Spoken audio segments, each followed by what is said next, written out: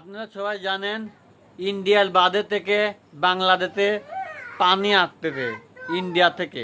আমরা যদি মনে করি সবাই মিলে টাকা দিয়ে সাহায্য করব, তা কিন্তু পারি। আমরা সবাইকে টাকা দিয়ে সাহায্য করি, বড় দেখি বাঁধ তৈরি করব সবাই টাকা দিয়ে। তাহলে ইন্ডিয়া থেকে পানি ছাড়লে বলেও আমার দেশে পানি আসতে পারবে না, আর আমার দেশের কোনো ক্ষতি হবে না। আমার দেশে বর্তমান অনেক মানুষেরই ক্ষতি হচ্ছে, গোল বাড়ি বিভিন্ন কিছু ধ্বংস হয়ে যাচ্ছে। কালি আমার পাবনা শহর বাদে, পাবনা শহর মধ্যে সেন্ডা তো পাবনা শহর মনে করেন আসে নাই। পাবনা শহরের এইটুকু সব দিক দিয়ে দেখাতে পানির এলাকা মোট ধ্বংস হয়ে গেছে, গরু বাতুল থেকে শুরু করি অনেক কিছু। আমরা চাই আমরাও বাঁধ বানাবো সবাই মিলে,